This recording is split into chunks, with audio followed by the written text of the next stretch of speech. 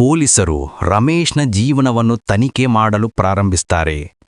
ಅವರು ರಮೇಶ್ ಮತ್ತು ವೀಣರ ನೆರೆಹೊರೆಯವರು, ಸಹೋದ್ಯೋಗಿಗಳು ಮತ್ತು ಸ್ನೇಹಿತರನ್ನು ಭೇಟಿ ಮಾಡಿ ಅವರ ಸಂಬಂಧದ ಬಗ್ಗೆ ಮಾಹಿತಿ ಪಡೆಯುತ್ತಾರೆ.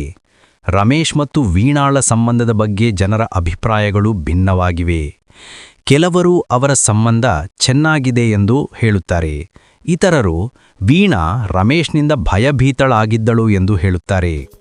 ವೀಣಾಳ ತಂದೆ ತಾಯಿಗಳು ಪೊಲೀಸರಿಗೆ ವೀಣಾ ತನ್ನ ಜೀವನದಲ್ಲಿ ಚೆನ್ನಾಗಿದ್ದಾಳೆ ಮತ್ತು ಅವಳು ಎಂದೂ ಕಣ್ಮರೆಯಾಗುವುದಿಲ್ಲ ಎಂದು ಹೇಳುತ್ತಾರೆ. ಎಲ್ಲ ಕಡೆ ಕೇಳಿದರೂ ಎಲ್ಲರೂ ಅವಳ ಬಗ್ಗೆ ಒಳ್ಳೆಯದನ್ನೇ ಹೇಳುತ್ತಾರೆ. ವೀಣಾ ತುಂಬ ಒಳ್ಳೆ ಹುಡುಗಿ ಎಂದು. ಆದರೆ ವೀಣಾ ಮತ್ತು ರಮೇಶ್ ಹಣಕಾಸಿನ ಸಮಸ್ಯೆಗಳನ್ನು ಎದುರಿಸುತ್ತಿದ್ದಾರೆ ಮತ್ತು ವೀಣಾಳ ಟ್ರಸ್ಟ್ ಫಂಡಿನ ಹೆಚ್ಚಿನ ಹಣವು ಕಾಣೆಯಾಗಿದೆ ಎಂದು ವೀಣಾಳ ಗೆಳತಿ ಹೇಳುತ್ತಾಳೆ. ಆದರೆ ನಿಜ ಜೀವನದಲ್ಲಿ ವೀಣಾ ತನ್ನ ಪೋಷಕರ ನಿರೀಕ್ಷೆಗಳನ್ನು ಪೂರೈಸಲು ಯಾವಾಗಲೂ ಕೆಲಸ ಮಾಡುತ್ತಾ ಇದ್ದಳು.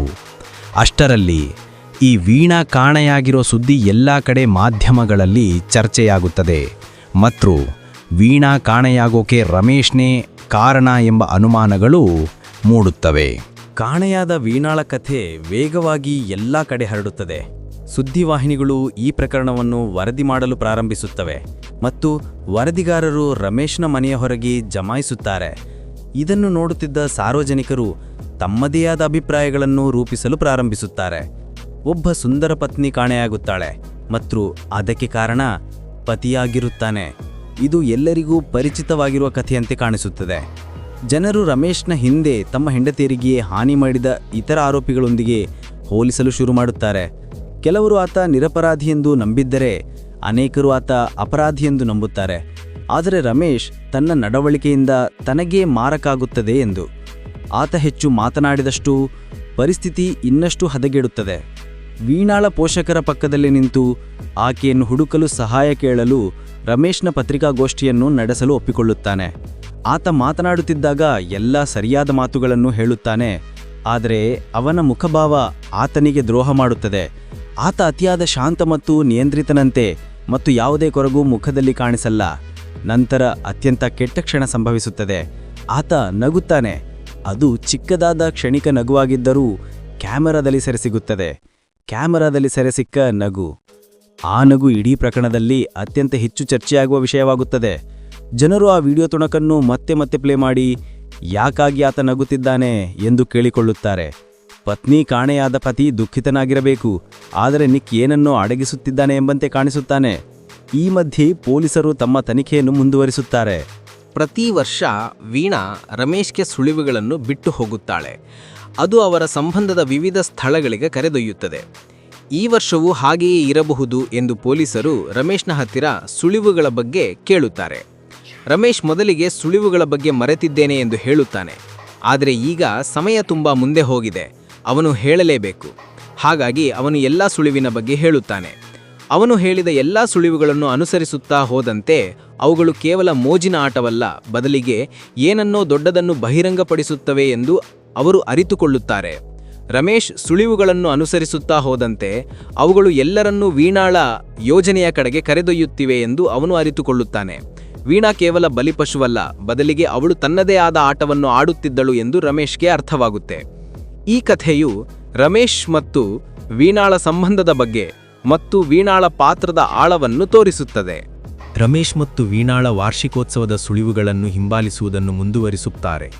ಆದರೆ ಈ ವರ್ಷದ ಸುಳಿವುಗಳು ಇನ್ನಷ್ಟು ಕಷ್ಟಕರ ಇದೆ ಮತ್ತು ವೀಣಾ ಯಾವುದೋ ವಿಷಯವನ್ನು ಹೇಳಲು ಪ್ರಯತ್ನಿಸುತ್ತಿದ್ದಾಳೆ ಎನಿಸುತ್ತದೆ. ಸುಳಿವುಗಳು ಅವರನ್ನು ಅವರ ಪ್ರೀತಿಯನ್ನು ನೆನಪಿಸಬೇಕಾದ ಸ್ಥಳಗಳಿಗೆ ಕರೆದೊಯ್ಯುತ್ತವೆ. ಆದರೆ ಆ ಸ್ಥಳಗಳು ಬದಲಾವಣೆಗಳಾಗಿವೆ. ಒಂದು ಸುಳಿವು ಅವನನ್ನು ಸ್ಥಳೀಯ ಕಾಲೇಜಿನಲ್ಲಿರುವ ಅವನ ಕಚೇರಿಗೆ ಕರೆದೊಯ್ಯುತ್ತದೆ. ಅಲ್ಲಿ ಅವನು ಪತ್ರಿಕೋದ್ಯಮವನ್ನು ಕಲಿಸಿದ್ದನು. ಮತ್ತೊಂದು ಸುಳಿವು ಅವರನ್ನು ಹಿಂದೊಮ್ಮೆ ಪ್ರೀತಿಯ ಆರಂಭದ ದಿನಗಳಲ್ಲಿ ಒಟ್ಟಿಗೆ ಗಂಟೆಗಟ್ಟಲೆ ಕಳೆದಿದ್ದ ಒಂದು ಪುಸ್ತಕದ ಅಂಗಡಿಗೆ ಕರೆದೊಯ್ಯುತ್ತದೆ. ಪ್ರತಿ ಸ್ಥಳವೂ ಅವರ ಭೂತಕಾಲಕ್ಕೆ ಸಂಪರ್ಕ ಹೊಂದಿದೆ.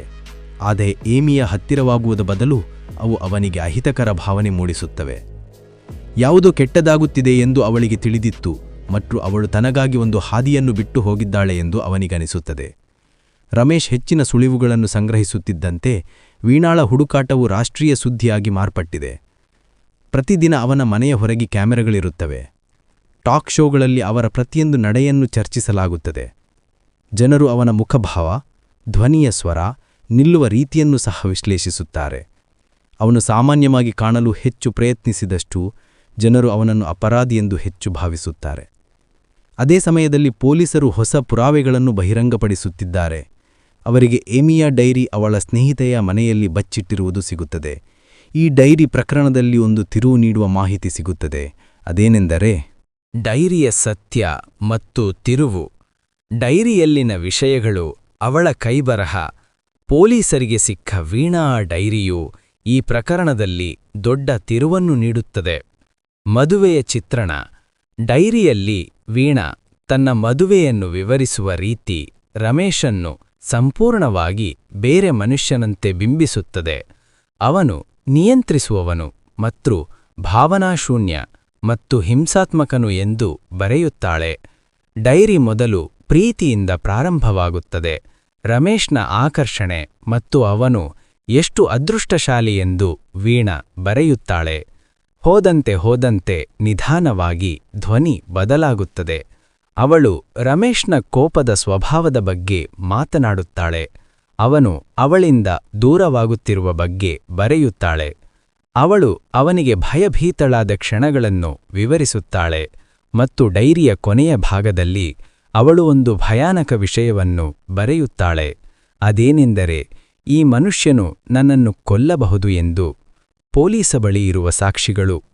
ಈಗ ಪೊಲೀಸರ ಬಳಿ ರಮೇಶ್ನ ವಿರುದ್ಧ ಬೇಕಾದ ಎಲ್ಲವೂ ಇದೆ. ಪರಿಶುದ್ಧಗೊಳಿಸಿದ ಅಪರಾಧ ಸ್ಥಳ, ಮನೆಯಲ್ಲಿ ರಕ್ತದ ಕುರುಹುಗಳು ಮತ್ತು ಭಾವನಾಶೂನ್ಯರಂತೆ ಕಾಣುವ ಗಂಡ, ಅವಳ ಜೀವಕ್ಕೆ ಅಪಾಯವಿದೆ ಎಂದು ಹೇಳುವ ಅವಳ ಡೈರಿ. ರಮೇಶ್ಗೆ ಮತ್ತೊಂದು ಕೆಟ್ಟ ಸುದ್ದಿ.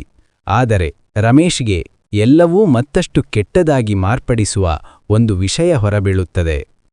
ಪೊಲೀಸರು ಅವನ ಆರ್ಥಿಕ ದಾಖಲೆಗಳನ್ನು ಪರಿಶೀಲಿಸುತ್ತಿದ್ದಾಗ ರಮೇಶ್ ತಾನು ಎಂದಿಗೂ ಹೇಳಿರದ ವಸ್ತುಗಳ ಮೇಲೆ ಹಣ ಖರ್ಚು ಮಾಡಿರುವುದು ಕಂಡುಬರುತ್ತದೆ. ದುಬಾರಿ ಉಡುಗೊರೆಗಳು, ಹೋಟೆಲ್ ಕೊಠಡಿಗಳು ಮತ್ತು ಐಷಾರಾಮ್ಯ ರೆಸ್ಟೋರೆಂಟ್ಗಳಲ್ಲಿ ಭೋಜನ. ಅವರು ಮತ್ತಷ್ಟು ಆಳವಾಗಿ ತನಿಖೆ ಮಾಡಿದಾಗ ಸತ್ಯ ಬಹಿರಂಗಗೊಳ್ಳುತ್ತದೆ. ರಮೇಶ್ ಬೇರೆ ಯಾರೊಂದಿಗೋ ಅಕ್ರಮ ಸಂಬಂಧವನ್ನು ಹೊಂದಿದ್ದಾನೆ ಎಂದು. ಕಥೆಯು ಈಗ ರಮೇಶನ ಪ್ರಬಲ ಶಂಕಿತನನ್ನಾಗಿ ಮಾಡಿತು. ತನಿಖೆಗಳು ಮುಂದುವರೆದಂತೆ ಪೊಲೀಸರಿಗೆ ಒಂದು ಘೋರವಾದ ಸತ್ಯ ತಿಳಿದುಬರುತ್ತದೆ. ಏನೆಂದರೆ, ದೀಪಿಕಾ ಎಂಬ ಯುವತಿ ಜೊತೆ ಸಂಬಂಧವಿದೆ. ದೀಪಿಕಾ ಸುಂದರಿ ಮತ್ತು ರಮೇಶ್ನ ಮೇಲೆ ಅತಿಯಾದ ಮೋಹವಿಟ್ಟುಕೊಂಡಿದ್ದಾಳೆ. ಕಳೆದ 1 ವರ್ಷದಿಂದ ರಮೇಶ್ ತನ್ನ ಪತ್ನಿಗೆ ಸುಳ್ಳುಗಳ ಕರಾಳ ಜಾಲ ಹೆಣೆದು ಅವಳ ಬೆನ್ನು ಹಿಂದೆಯೇ ಈ ಸಂಬಂಧವನ್ನು ಮುಂದುವರಿಸಿದ್ದ. ಈಗ ಪೊಲೀಸರ ಕೈಗೆ ಈ ಘೋರ ಕುತಂತ್ರದ ಸಾಕ್ಷ್ಯಗಳು ಸಿಕ್ಕಿವೆ. ಸಾರ್ವಜನಿಕರ ದ್ವೇಷ. ಈಗ ರಮೇಶ್ ಕೇವಲ ಕೆಟ್ಟ ಗಂಡನಾಗಿ ಉಳಿತಲ್ಲ, ಅವನು ಮೋಸಗಾರ, ಸುಳ್ಳುಗಾರ, ಕಪಟಿ ಎಂದು ಇಡೀ ಸಮಾಜ ಅವನತ್ತ ಉಗ್ರವಾಗಿ ತಿರುಗಿಬಿದ್ದಿದೆ. ಮಾಧ್ಯಮದವರು ಇವನ ಹಿಂದಿನ ಜೀವನದ ಪ್ರತಿ ಕರಾಳ ಮೂಲೆಯನ್ನು ಜಾಲಾಡುತ್ತಿದ್ದಾರೆ. ಇವನು ಇದರ ಬಗ್ಗೆ ಸುಳ್ಳು ಹೇಳಿದ್ದರೆ ವೀಣಾ ಕೊಲೆಯ ಬಗ್ಗೆಯೂ ಸುಳ್ಳು ಹೇಳುತ್ತಿದ್ದಾನೆ ಎಂಬ ಭಯಾನಕ ಸಂಶಯದ ವಿಷ ಎಲ್ಲೆಡೆ ಹರಡುತ್ತದೆ. ರಮೇಶ್ ದೀಪಿಕಾ ಜೊತೆ ಇರಲು ವೀಣಾಳನ್ನು ಕೊಲೆ ಮಾಡಿದ್ದಾನೆ ಎಂಬುದು ಈಗ ಎಲ್ಲರ ನಂಬಿಕೆಯಾಗಿದೆ. ಸಾವಿನ ಅಂಚಿನ ಸಂದರ್ಶನ. ಸಂಕಟದ ಸುಳಿಯಲ್ಲಿ ಸಿಲುಕಿದ ರಮೇಶ್ಗೆ ತಾನು ಸುಮ್ಮನೆ ಕೂತರೆ ಜೀವಂತ ಸಮಾಧಿಯಾಗುವುದು ಎಂದು ಖಚಿತವಾಗುತ್ತದೆ. ಎಲ್ಲರೂ ತನ್ನ ಮೇಲೆ ಇಟ್ಟಿರುವ ದ್ವೇಷದ ದೃಷ್ಟಿಯನ್ನು ಬದಲಾಯಿಸಲು ಅವನು ಒಂದು ಅತ್ಯಂತ ಅಪಾಯಕಾರಿ ನಿರ್ಧಾರ ತೆಗೆದುಕೊಳ್ಳುತ್ತಾನೆ. ಅವನು ಮಾಧ್ಯಮವನ್ನು ತಪ್ಪಿಸಿಕೊಳ್ಳುವ ಬದಲು ಅದಕ್ಕೆ ಎದುರಾಗಿ ನಿಲ್ಲುತ್ತಾನೆ. ಅವನು ಒಂದು ದೊಡ್ಡ ಟಿವಿ ಸಂದರ್ಶನದಲ್ಲಿ ಭಾಗವಹಿಸುತ್ತಾನೆ. ನೇರವಾಗಿ ಸಾರ್ವಜನಿಕರನ್ನು ಎದುರಿಸಿ ನಿಲ್ಲುತ್ತಾನೆ. ಕತ್ತಲೆಯಲ್ಲಿ ಅಡಗಿದ್ದ ತನ್ನ ಅನೈತಿಕ ಸಂಬಂಧವನ್ನು ಒಪ್ಪಿಕೊಳ್ಳುತ್ತಾನೆ. ನಾನು ಕೆಟ್ಟ ಗಂಡ ಹೌದು, ಆದರೆ ಕೊಲೆಗಾರನಲ್ಲ ಎಂದು ಸಂಪೂರ್ಣ ವಿನಯ ಮತ್ತು ದೌರ್ಬಲ್ಯದ ಮುಖವಾಡ ಧರಿಸಿ ಹೇಳುತ್ತಾನೆ. ಈ ಸಂದರ್ಶನ ರಮೇಶ್ನ ಕೊನೆಯ ಅವಕಾಶ. ಅವನು ಇಲ್ಲಿ ಸೋತರೆ ಮರುಕ್ಷಣವೇ ಪೊಲೀಸರು ಅವನಿಗೆ ಬೇಡಿ ಹಾಕುವುದು ನಿಶ್ಚಿತ. ಇಡೀ ಜಗತ್ತು ಈ ಭಯಾನಕ ಸತ್ಯದ ಆಟದ ಮುಂದೆ ಏನ್ ಆಗುತ್ತೆ ಎಂದು ಫಲಿತಾಂಶಕ್ಕಾಗಿ ಉಸಿರು ಬಿಗಿಹಿಡಿದು ಕಾಯುತ್ತಿದ್ದರು. ಎಲ್ಲರೂ ರಮೇಶ್ನನ್ನು ದೂಷಿಸಿರುತ್ತಾರೆ. ಅವನು ಜೈಲು ಸೇರುವ ಅಂಚಿನಲ್ಲಿರುವಾಗ ಕ್ಯಾಮೆರಾಗಳು ಮತ್ತು ವರದಿಗಾರರಿಂದ ದೂರ ಯಾವುದೋ ಒಂದು ಮೂಲೆಯಲ್ಲಿ ಕುಳಿತು ವೀಣಾ ಸುದ್ದಿ ನೋಡುತ್ತಿದ್ದಾಳೆ ಮತ್ತು ಅವಳು ನಗುತ್ತಿದ್ದಾಳೆ. ಆ ನಗು ಸಾಮಾನ್ಯ ನಗುವಲ್ಲ, ಅದು ಕರಾಳ, ಕ್ರೂರ ಮತ್ತು ವಿಕೃತವಾದ ವಿಜಯದ ನಗು. ಇಡೀ ಜಗತ್ತು ವೀಣಾಳನ್ನು ಮುಗಿಸಿದಾತ ರಮೇಶ್ ಎಂದು ನಂಬಿದೆ. ಆದರೆ ಸತ್ಯ ಹೆಪ್ಪುಗಟ್ಟುವಷ್ಟು ಭಯಾನಕ. ವೀಣಾ ಆತ್ಮಹತ್ಯೆಯಾಗಿಲ್ಲ, ಆತ್ಮವಂಚನೆ. ವೀಣಾ ನಾಪತ್ತೆಯಾಗಿಲ್ಲ, ಅವಳನ್ನು ಯಾರೂ ಅಪಹರಿಸಿಲ್ಲ, ಯಾರೂ ಕೊಲೆ ಮಾಡಿಲ್ಲ. ಅವಳು ಜೀವಂತವಾಗಿದ್ದಾಳೆ. ಅಷ್ಟೇ ಅಲ್ಲ, ಈ ಇಡೀ ನಾಟಕವನ್ನು, ಈ ಭಯಾನಕ ಸುಳ್ಳಿನ ಮಹಾಯೋಜನೆಯನ್ನು ಅವಳೇ ರೂಪಿಸಿದ್ದಾಳೆ. ಕಳೆದ ಹಲವಾರು ತಿಂಗಳುಗಳಿಂದ ವೀಣಾ ಈ ಕ್ಷಣಕ್ಕಾಗಿ ತಯಾರಿ ಮಾಡಿದ್ದಳು. ಪ್ರತಿ ಸಣ್ಣ ವಿವರವನ್ನು ಎಚ್ಚರಿಕೆಯಿಂದ ಜೋಡಿಸಿ ರಮೇಶ್ ಕೊಲೆಗಾರ ಎಂದು ಜಗತ್ತೂ ನಂಬುವಂತೆ ಮಾಡುವ ಒಂದು ಆಟವನ್ನೇ ಆಡಿದ್ದಳು. ಈಗ ಅವಳು ಬೇರೆ ಹೆಸರಿನಲ್ಲಿ ಒಂದು ಚಿಕ್ಕ ಹೋಟೆಲ್ನಲ್ಲಿ ಕುಳಿತು ತನ್ನ ಗಂಡನ ನಾಶವನ್ನು ಕಣ್ತುಂಬ ನೋಡುತ್ತಿದ್ದಾಳೆ ಮತ್ತು ತಾನೇ ಗೆದ್ದಿದ್ದೇನೆ ಎಂದು ತಿಳಿದು ವಿಜಯೋತ್ಸಾಹದಲ್ಲಿದ್ದಾಳೆ.